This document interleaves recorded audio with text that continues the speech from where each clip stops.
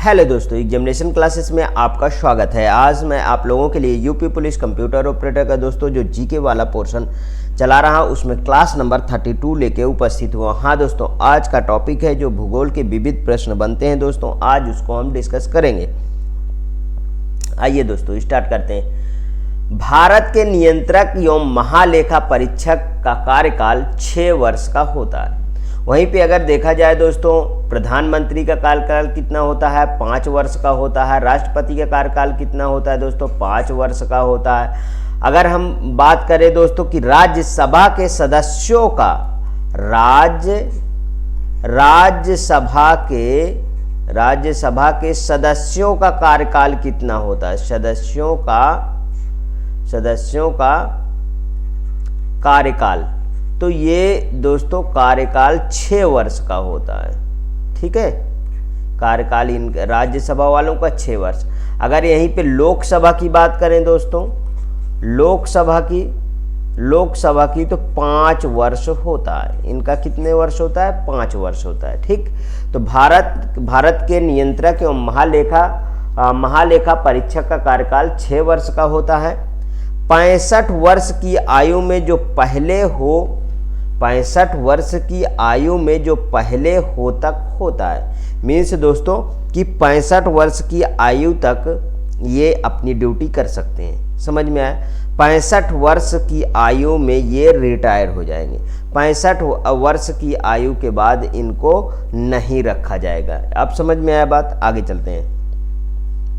नियंत्रक एवं महालेखा परीक्षक का नियुक्ति राष्ट्रपति करते हैं। ये दोस्तों बहुत इंपॉर्टेंट है, बहुत बार क्वेश्चन आ चुके हैं। नियंत्रक एवं महालेखा परीक्षक सार्वजनिक धन का संरक्षक होता है। भारत के महान्यायवादी की नियुक्ति राष्ट्रपति करते हैं। वेरी मोस्ट इंपॉर्टेंट, अलग अलग एग्जामों में दोस्तों बहुत बार क्वेश्चन पूछा गया। महान्यायवादी भारत सरकार का प्रथम विधि अधिकारी होता है। ये भी इंपॉर्टेंट। महान्यायवादी को भारत के राज्य क्षेत्र के सभी न्यायालयों में सुनवाई का अधिकार प्राप्त है दोस्तों। Very most important. महान्यायवादी संसद का कार्यवाही में भाग ले सकता है तथा बोल सकता है, परंतु मत नहीं दे सकता है। Very most important. चुनाव आयोग एक अस्थायी संवैधानिक संस्था है। चुनाव आयोग क्या है दोस्तों? अस्थायी संवैधानिक संस्था है। महान्यायवादी संसद की कार्रवाई में भाग ले सकता है तथा बोल सकता है, परंतु मत नहीं दे सकता है। चुनाव आयोग एक अस्थायी संवैधानिक क्या है दोस्तों? संस्था है। भारत में राजनैतिक पार्टियों का निर्वाचन आयोग द्वारा मान्यता दी जाती है। निर्वाचन आयुक्त की सेवा शर्तों तथा कार्यकाल में परिवर्तन भारत की संसद कर सकती है। कौन कर सकता है दोस्तों? भारत की संसद कर सकती है। राज्य चुनाव आयुक्त की नियुक्ति राज्यपाल द्वारा की जाती है। केंद्र स्तर पर मुख्य निर्वाचन आयुक्त के अलावा 2 और निर्वाचन आयुक्त होते हैं।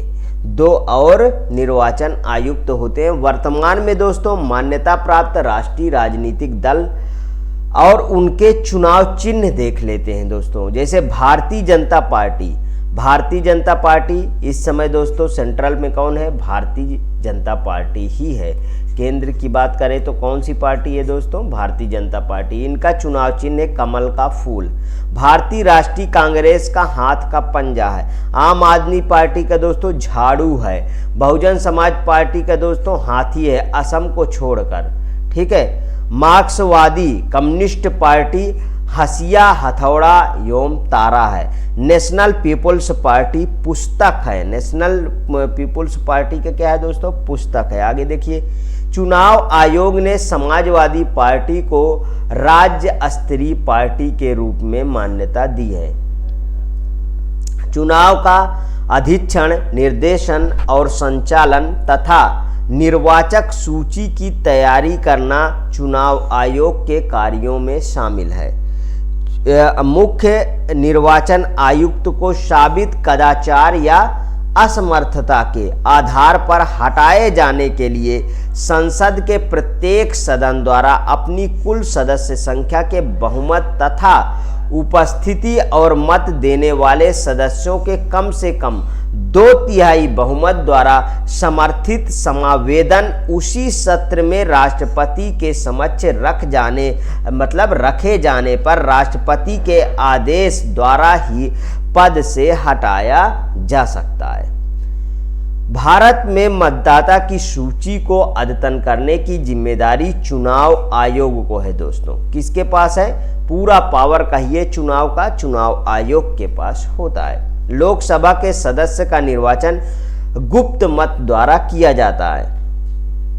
भारत में राष्ट्रीय चुनावों में मतदान का अधिकार सार्वभौमिक वयस्क मताधिकार सिद्धांत पर आधारित है। ईवीएम का पूरा नाम है दोस्तों इलेक्ट्रॉनिक वोटिंग मशीन है। क्या है दोस्तों? इलेक्ट्रॉनिक वोटिंग मशीन है। सुकुमार सेन भारत के प्रथम मुख्य निर्वाचन आयुक्त थे। वर्तमान में भारत के मुख्य निर्वाचन आयुक्त राजीव कुमार हैं। कौन है दोस्तों? राजीव कुमार।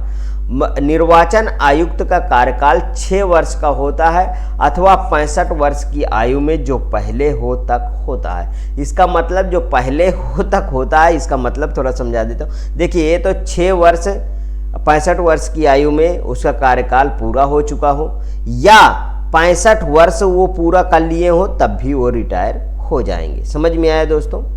भारतीय संविधान के 91वें संशोधन द्वारा मंत्रियों की संख्या को नियंत्रित किया गया है। मंत्रियों की संख्या को क्या किया गया है दोस्तों? नियंत्रित किया गया है। संविधान के 42वें संशोधन द्वारा शिक्षा को राज्य सूची से समवर्ती सूची में स्थानांतरित किया गया है। वेरी मोस्ट इंपॉर्टेंट है दोस्तों, बहुत बार एग्जाम में ये पूछा गया।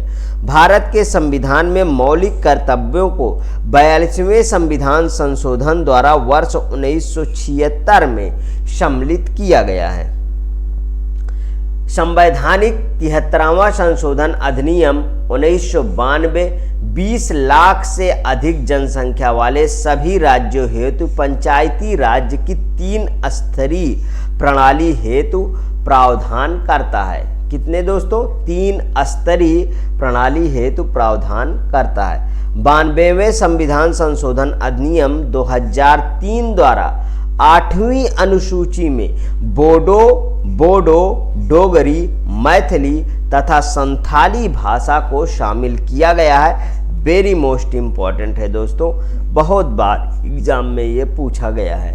2003, ठीक है, 8वीं अनुसूची में बोडो, डोगरी, मैथिली, संथाली भाषा को जोड़ा गया है। भारत के संविधान की 10वीं अनुसूची में दल बदल विरोधी कानून समाविष्ट है। Very most important. संचार राज्य सूची का विषय न होकर केंद्र सूची का विषय होता है। सिंचाई कानून व्यवस्था व कृषि राज्य सूची के विषय हैं। संविधान की 11वीं अनुसूची में पंचायती राज्य की शक्ति, प्राधिकार एवं जिम्मेदारियों का उल्लेख है दोस्तों। खदानों और तेल क्षेत्रों में श्रम और सुरक्षा के नियम 7वीं अनुसूची में संघ सूची के अंतर्गत आते हैं। नागरिकता, बैंकिंग, ध्यान दीजिएगा, नागरिकता, बैंकिंग तथा डाक और तार संविधान की 7वीं अनुसूची के तहत संघ सूची के विषय हैं, जबकि जंगल मीन्स वन, ठीक है, जंगल फॉरेस्ट समवर्ती सूची में शामिल हैं। भारतीय संविधान की 8वीं अनुसूची का संबंध भाषाओं से है दोस्तों। अनुच्छेद 248 के अधीन अवशिष्ट शक्तियां संघ के पास हैं। ईटानगर, गुवाहाटी, अगरतला तथा गंगटोक में से गुवाहाटी किसी राज्य की राजधानी नहीं है। गुवाहाटी किसी राज्य की राजधानी नहीं है। बोडो, डोगरी, संथाली तथा अंग्रेजी में से संविधान की 8वीं अनुसूची में अंग्रेजी भाषा सूचीबद्ध नहीं है दोस्तों। अंग्रेजी भाषा इसमें सूचीबद्ध नहीं किया गया है। आगे देखिए, जन स्वास्थ्य राज्य सूची का विषय है, यह संघ सूची में शामिल नहीं है। जन स्वास्थ्य मतलब हॉस्पिटल वगैरह दोस्तों, ये राज्य सूची का विषय है, संघ का नहीं है। सरकारी क्रियाकलापों को चलाने के लिए केंद्रीय सरकार द्वारा करों एवं अन्य प्रकार की प्राप्तियों से जुटाया गया सभी राजस्व भारत की संचित निधि में जमा किया जाता है। चिलैया समिति ने वित्तीय क्षेत्रों में सुधार हेतु जांच की तथा अपना सुझाव दिया था। प्रधानमंत्री राष्ट्रीय Ekta Parishad means national integration council का अध्यक्ष होता है। राष्ट्रीय एकता परिषद का अध्यक्ष कौन होता है? तो वो होता है दोस्तों प्रधानमंत्री। प्राक्कलन समिति में लोकसभा के 30 सदस्य होते हैं। इसमें राज्यसभा के सदस्य शामिल नहीं होते हैं। ध्यान दीजिए, प्राक्कलन समिति में ये पूछा गया है दोस्तों प्रीवियस में क्वेश्चन। अखिल भारतीय सेवाओं का सृजन कौन करता है? संसद के द्वारा किया जाता है। प्रधानमंत्री, वित्त मंत्री और वाणिज्य मंत्री में से कोई योजना आयोग को उपसभापति नहीं होता है। इसका एक पूर्णकालिक उपाध्यक्ष होता था दोस्तों, जिसे कैबिनेट मंत्री का दर्जा प्राप्त होता था। वर्तमान में भारत में राष्ट्रीय मानवाधिकार आयोग के अध्यक्ष न्यायमूर्ति अरुण कुमार मिश्र हैं। ग्राम सहकारी समिति पंचायती राज्य संगठन का घटक नहीं है। भारतीय संविधान का अनुच्छेद 340 पिछड़े वर्ग के आयोग से संबंधित है। कितना? 340, ध्यान रखिएगा। राष्ट्रीय सलाहकार परिषद एक संविधानेतर प्राधिकार है। राष्ट्रीय सलाहकार परिषद संविधान के अकॉर्डिंग चलता है दोस्तों। भारतीय चुनाव आयोग एक संवैधानिक निकाय है। सच्चर समिति का संबंध भारतीय मुसलमानों की सामाजिक, आर्थिक और शैक्षणिक स्थिति से तथा उनके साथ धार्मिक, भाषाई और सांस्कृतिक आधार पर भेदभाव को दूर किए जाने से है। संघ लोक सेवा आयोग एक संवैधानिक निकाय है दोस्तों। लोक लेखा समिति मीन्स पैक के चेयरमैन को लोकसभा अध्यक्ष नियुक्ति करता है। भारत में पंचवर्षीय योजना की अवधारणा जवाहरलाल नेहरू ने आरंभ की थी दोस्तों। बलवंत राय मेहता समिति ने वर्ष 1957 ईस्वी में ग्रामीण स्थानीय प्रशासन पंचायत राज्य के त्रिस्तरीय करने का सुझाव दिया था। अशोक मेहता ने वर्ष 1977 में ग्रामीण स्थानीय प्रशासन को 2 स्तरीय करने का सुझाव दिया था। आजकल हमारे यहाँ लागू क्या है दोस्तों? 3 स्तरीय लागू है। क्या है? 3 स्तरीय वाला लागू है, मीन्स बलवंत राय मेहता वाला चल रहा है। ईस्ट को छोड़ के, ईस्ट में कुछ ऐसा है, कुछ जगह नहीं है। आगे देखिए, सरकारियां समिति केंद्र और राज्यों के मध्य विवादों को सुलझाने के लिए स्थापित की गई थी। सरकारिया समिति। भारत के राष्ट्रीय चिन्ह भारतीय झंडा संहिता में उल्लेख है कि राष्ट्रीय झंडे के रंगों और उसके मध्य में चक्र के महत्व को यथेष्ट वर्णन डॉक्टर राधाकृष्णन द्वारा संविधान सभा में किया गया था। इस संविधान सभा ने सर्वसम्मति से राष्ट्रीय झंडे को स्वीकार किया था। डॉक्टर एस राधाकृष्णन ने स्पष्ट किया कि भगवा या केसरिया रंग त्याग या निस्वार्थ भावना का प्रतीक है। हमारे झंडे के मध्य में सफ़ेद रंग हमें सच्चाई के पथ पर चलने और अच्छे आचरण की प्रेरणा देता है। हरा रंग मिट्टी और वनस्पतियों के साथ हमारे संबंधों को उजागर करता है, जिन पर सभी प्राणियों का जीवन आश्रित है। सफ़ेद रंग के मध्य में अशोक चक्र धर्म के राज का प्रतीक है। चक्र प्रगति का प्रतीक है दोस्तों। जड़ता प्राणहीनता का प्रतीक है। चक्र शांतिपूर्ण परिवर्तन की गतिशीलता का प्रतीक है। अब भारत के राष्ट्रीय ध्वज तिरंगा 3 रंगों की पट्टी में विभाजित आयताकार है। ध्वज की लंबाई व चौड़ाई दोस्तों 3:2 है, ध्यान रखिएगा।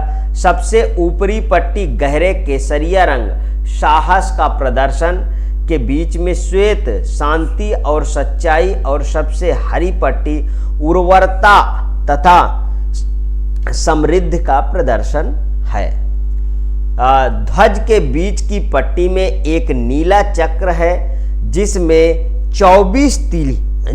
24 तीलियां हैं, जिसका प्रारूप सारनाथ में अशोक के सिंह स्तंभ पर बने चक्र से लिया गया है। यह न्याय का प्रतीक है दोस्तों। पिंगली वेंकैया द्वारा भारतीय राष्ट्रीय ध्वज को तैयार किया गया है दोस्तों। ये वेरी मोस्ट इंपॉर्टेंट है, बहुत बार अलग अलग एग्जामों में ये पूछा गया है। आगे देखिए, संविधान सभा द्वारा 22 जुलाई 1947 को राष्ट्रीय ध्वज का वर्तमान स्वरूप स्वीकार किया गया था। कब किया गया था? 22 जुलाई 1947 को। वेरी मोस्ट इंपॉर्टेंट है। भारत का राज चिन्ह सारनाथ स्थित अशोक के सिंह स्तंभ की अनुकृति है। भारत सरकार द्वारा इसे 26 जनवरी 1950 को अपनाया गया था। इस पर नीचे देवनागरी लिपि में सत्यमेव जयते लिखा है, जो मुंडोक उपनिषद से लिया गया है दोस्तों। ये वेरी मोस्ट इंपॉर्टेंट है, अलग अलग एग्जामों में कम से 100 बार का क्वेश्चन रिपीटेड है। देखिए यहाँ पे, भारत का राज्य चिन्ह सारनाथ स्थित अशोक के सिंह स्तंभ की अनुकृति है। भारत सरकार द्वारा 26 जनवरी 1950 को इसे अपनाया गया था, ध्यान रखिएगा। भारत का राष्ट्रगान जन गण मन 24 जनवरी 1950 को संविधान सभा द्वारा आधिकारिक रूप से अंगीकृत किया गया था। इसके गायन की अवधि 52 सेकेंड है दोस्तों। वेरी मोस्ट इंपॉर्टेंट है ये वाला टर्म, तो बहुत इंपॉर्टेंट है दोस्तों। 24 जनवरी 1950 को, ठीक है, 52 सेकेंड लगते हैं, आप जानते ही। 27 दिसंबर 1911 को भारतीय राष्ट्रीय कांग्रेस के कलकत्ता अधिवेशन में इसे पहली बार गाया गया था दोस्तों। ये भी वेरी मोस्ट इंपॉर्टेंट है, बहुत बार पूछा गया। 27 दिसंबर 1911 को राष्ट्रीय अब कब गाया गया था इतना तो जरूर याद कर लीजिए, 1911 में, ठीक है, कलकत्ता अधिवेशन में। यह रविन्द्रनाथ टैगोर द्वारा रचित गीतांजलि से लिया गया है। कहां से लिया गया है दोस्तों? गीतांजलि। और दोस्तों बांग्लादेश के जो राष्ट्रीय गीत है वो भी जो है दोस्तों रविन्द्रनाथ टैगोर की बुक से ही लिया गया है। वंदे मातरम वर्ष 1950 में भारत के राष्ट्रीय गीत के रूप में अंगीकृत किया गया था। राष्ट्रीय गीत वंदे मातरम बंकिम चंद्र चटर्जी द्वारा लिखित उपन्यास आनंद मठ से लिया गया है। इसे 1896 ईस्वी में भारतीय राष्ट्रीय कांग्रेस के अधिवेशन में पहली बार गाया गया था। कब गाया गया था? 1896 में दोस्तों पहली बार गाया गया था वंदे मातरम।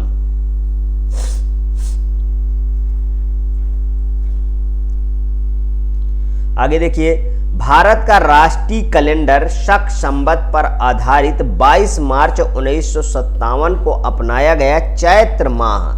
चैत्र माह से इसकी शुरुआत होती है और अंतिम माह फाल्गुन होता है। अंतिम माह कौन सा होता है दोस्तों? फागुन। हाँ, फागुन में ही दोस्तों होली मनाई जाती है, तो इससे भी आप याद कर सकते हैं, ठीक। इसे ग्रेगोरियन कैलेंडर के साथ अपनाया गया है। सामान्यतः चैत्र माह की शुरुआत 22 मार्च को, जबकि लीप वर्ष में 21 मार्च को होती है।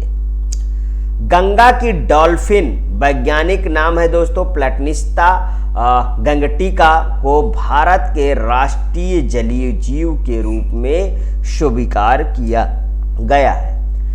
भारतीय मोर वैज्ञानिक नाम है पाओ क्रिस्टेटस को भारत का राष्ट्रीय पक्षी के रूप में स्वीकार किया गया है। वर्ष 2008 में भारत सरकार द्वारा गंगा नदी को राष्ट्रीय नदी घोषित किया गया है।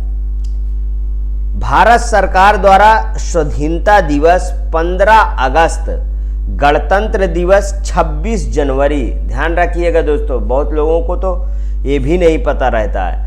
स्वाधीनता दिवस 15 अगस्त, गणतंत्र दिवस 26 जनवरी एवं गांधी जयंती 2 अक्टूबर को राष्ट्रीय दिवस के रूप में घोषित किया गया है। ध्यातव्य है कि कमल को राष्ट्रीय पुष्प, आम को राष्ट्रीय फल, बरगद को राष्ट्रीय वृक्ष के रूप में मान्यता प्राप्त है। केंद्र सरकार द्वारा राज्यसभा में दिए गए उत्तर के अनुसार इस संदर्भ में कोई अधिसूचना जारी नहीं की गई है।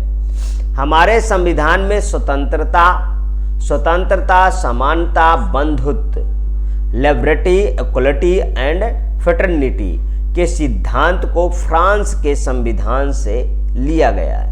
मानवीय अधिकारों की प्रतिष्ठा के लिए महात्मा गांधी के पथ का अनुसरण करने वाले अफ्रीकी नेता नेल्सन मंडेला थे। कौन थे दोस्तों? नेल्सन मंडेला थे। आगे देखिए, लोकतंत्र की सफलता के लिए सर्वाधिक महत्वपूर्ण जागरूक जनता होती है। यूएसए की सरकार राष्ट्रपतित्व स्वरूप की है। केंद्रीय सचिवालय में अधिकारों के पदक्रम का सही अनुक्रम सचिव, अतिरिक्त सचिव, संयुक्त सचिव, निदेशक, उप सचिव तथा अवर सचिव होते हैं। उपभोक्ता संरक्षण अधिनियम 1986 को सामान्यता कोपरा मीन्स कंज्यूमर प्रोटेक्शन एक्ट 1986 के नाम से जाना जाता है। नेपाल में संवैधानिक राजतंत्र की स्थापना वर्ष 2007 में की गई थी। अंतर्राष्ट्रीय सैन्य न्यायाधिकरण means international military tribunal Nuremberg में प्रतिस्थापित किया गया है। नेपाल की संसद को राष्ट्रीय पंचायत कहा जाता है। दोस्तों, देश की स्वतंत्रता में योगदान देने के लिए बांग्लादेश सरकार ने भारत के पूर्व प्रधानमंत्री इंदिरा गांधी को मरणोपरांत सम्मानित किया। भारत और चीन के बीच 29 अप्रैल 1954 को पंचशील सिद्धांत पर हस्ताक्षर करके पंचशील को अपने संबंधों के आधार के रूप में स्वीकार किया गया है। वर्ष 1998 अमर्त्य सेन ने अर्थशास्त्र में नोबेल पुरस्कार जीता था। दोस्तों, भारत, पाकिस्तान, अफगानिस्तान, बांग्लादेश, भूटान, मालदीव, नेपाल और श्रीलंका दक्षिण एशियाई क्षेत्रीय सहयोग संगठन सार्क के सदस्य देश हैं। सामाजिक पृथक्करण घरेलू हिंसा का रूप नहीं है। वर्ष 1951 में स्वतंत्रता के बाद में प्रथम आधिकारिक जनगणना हुई।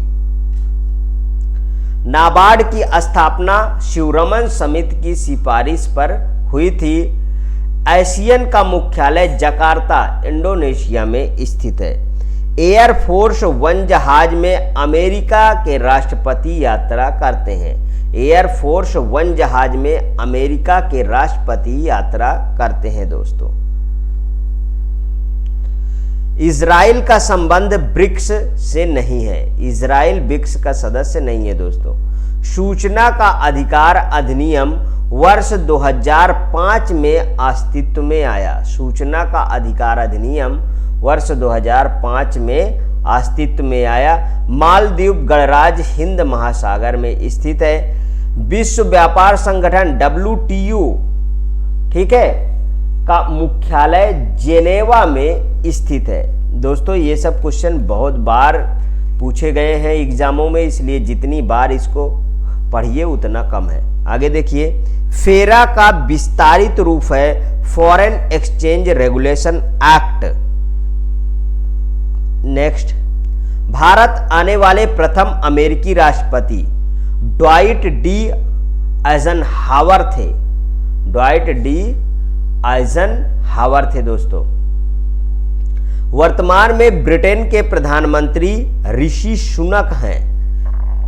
वर्तमान में अमेरिका के राष्ट्रपति जो बाइडन हैं। दोस्तों ये वाला ये तो बदल चुके हैं, ध्यान रखिएगा, ठीक है।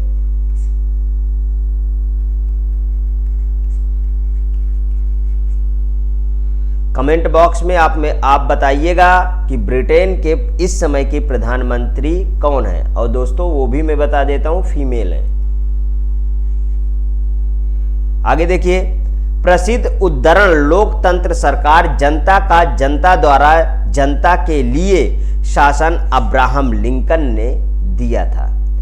बांग्लादेश की संसद का नाम जातीय संसद है। क्या है दोस्तों? जातीय संसद। संयुक्त राज्य अमेरिका के राष्ट्रपति का आधिकारिक निवास स्थान का नाम व्हाइट हाउस है। यूनाइटेड स्टेट्स ऑफ अमेरिका के प्रथम राष्ट्रपति जॉर्ज वाशिंगटन थे।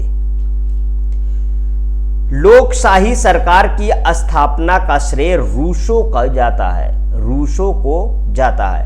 चेक एवं बैलेंसेस का सिद्धांत अमेरिकी संविधान का लक्षण है दोस्तों। बलात्कार के अभियुक्त को भारतीय दंड संहिता की धारा 376 के अंतर्गत अभियोजित किया जाता है। संयुक्त राज्य अमेरिका के राष्ट्रपति का निर्वाचन इलेक्टोरल कॉलेज द्वारा किया जाता है। भारत और पाकिस्तान के बीच शिमला समझौता का लक्ष्य विवादों को द्विपक्षीय वार्ता जरिए हल करना था। अरस्तु ने कहा, मानव एक सामाजिक प्राणी है। मानव क्या है? एक सामाजिक प्राणी है। यदि भारतीय संघ इंडियन यूनियन का नया राज्य बनाना हो तो संविधान की प्रथम अनुसूची में संशोधन किया जाता है। वर्तमान में यूरोपीय संघ में 27 देश है दोस्तों। लोकपाल विधेयक के जुड़े प्रसिद्ध कार्यकर्ता अन्ना हजारे हैं। फांसीवाद का मुख्य समर्थक मुसोलिनी था दोस्तों। अब संयुक्त राष्ट्र संघ के बारे में थोड़ी सी बात करेंगे। सिक्योरिटी काउंसिल, आज ही इसको भी डिस्कस करते हैं। सिक्योरिटी काउंसिल सुरक्षा परिषद के गैर अस्थायी सदस्य 2 वर्ष की अवधि के लिए निर्वाचित होते हैं। संयुक्त राष्ट्र का 193वां सदस्य दक्षिणी सूडान है दोस्तों। चीन, फ्रांस, रूस, यूनाइटेड किंगडम और संयुक्त राज्य अमेरिका संयुक्त राष्ट्र संघ की सुरक्षा परिषद के अस्थायी 5 सदस्य हैं। अस्थायी कितने सदस्य दोस्तों? 5 सदस्य हैं। संयुक्त राष्ट्र संगठन द्वितीय विश्व युद्ध का परिणाम था। संयुक्त राष्ट्र सुरक्षा परिषद में 5 अस्थायी सदस्यों को वीटो पावर प्राप्त है। यूएनओ के संविधान का चार्टर कहते हैं। संविधान को क्या कहते हैं? चार्टर। नाटो की वर्तमान सदस्य संख्या 30 है दोस्तों। संयुक्त राष्ट्र महासभा की जनरल असेंबली के अध्यक्ष की पदावधि 1 वर्ष होती है। संयुक्त राष्ट्र संघ के महासचिव एंटोनियो गुटेरेस हैं। यूनेस्को का मुख्यालय पेरिस, फ्रांस में है। संयुक्त राष्ट्र दिवस 24 अक्टूबर को मनाया जाता है। संयुक्त राष्ट्र संघ यूएनओ का मुख्यालय न्यूयॉर्क में स्थित है दोस्तों। भारत, ब्राजील, जर्मनी, जापान वे देश हैं। देखिए, भारत, ब्राजील, जर्मनी, जापान वे देश हैं जो संयुक्त राष्ट्र संघ की सुरक्षा परिषद में अस्थायी सदस्यता पाने के लिए एक समूह बनाकर एक दूसरे का सहयोग करते हैं। स्पेन यूएन सिक्योरिटी काउंसिल का अस्थायी सदस्य नहीं है। यूनेस्को दोस्तों, यूनेस्को नेशंस मीन्स संयुक्त राष्ट्र संघ का एक सांस्कृतिक संगठन है। जापान संयुक्त राष्ट्र सुरक्षा परिषद का अस्थायी सदस्य नहीं है, ध्यान रखिएगा। भारत 30 अक्टूबर 1945 को यूएनओ का सदस्य बना। आज दोस्तों आज की क्लास कंप्लीट होती है। इसके बाद कोई नया चैप्टर हम स्टार्ट करेंगे। यदि आपको अच्छा लगता है तो प्लीज़ और प्लीज़ मेरे एग्जामिनेशन चैनल को आप सब्सक्राइब कर लीजिए, मेरा वीडियो लाइक करिए, ज़्यादा से ज़्यादा दोस्तों में शेयर करिए। हाँ, अपनी प्रतिक्रिया कमेंट बॉक्स में ज़रूर प्रस्तुत कीजिए। ओके दोस्तों, थैंक यू।